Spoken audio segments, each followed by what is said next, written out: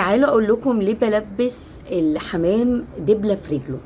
احنا مش بنتكلم هنا على الحمام الزاجل اللي بيلبس دبله الاتحاد لو انت هتسابق بيه، لان انا حاليا مش هسابق، بس انا كنت بلبس يعني الزغاليل على ذمه ان انا يعني لو هسابق يعني.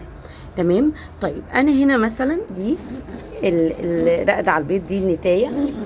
تعالوا اوريكم انا عامله لها ايه.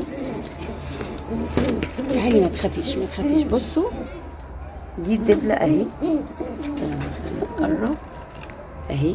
دي دبلة شكلها جميل. بصوا الدكر. استنى انا الكاميرا معايا.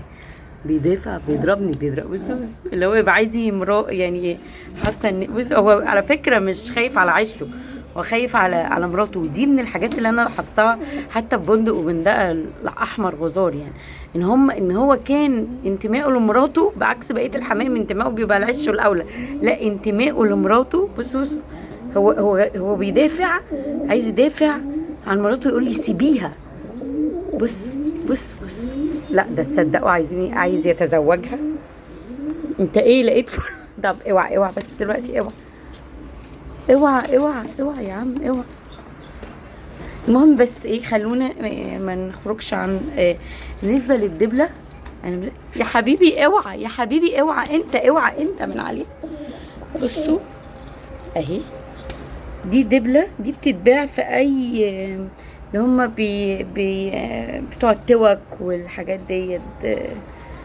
يا بنت الحلال استني انا ماسكه التليفون اهي بتتحرك. تقدر طبعا توسعها وتضيقها براحتك، فهي طريه جدا، بتتفتح بسهوله وبتتقفل بسهوله. دي حاجه يعني من الحاجات. ليه انا عملت كده؟ عشان افرق اول حاجه بين الذكر والنتايه. تاني حاجه لا نفترض حسن النيه وان الحمامه دي طارت عند الجيران، فهيقولوا لي ايه انت معلماها بايه مثلا، يعني هقول لهم انا معلمه في رجلها بكذا، فيبقى في علامه.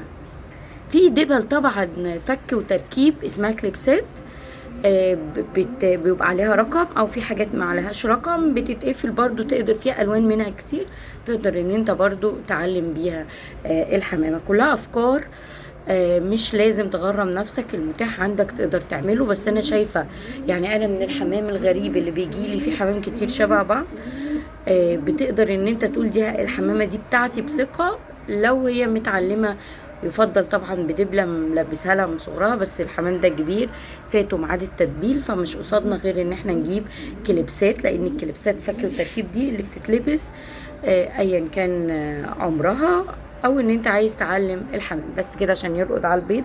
ويا رب تكون الفكره وصلت.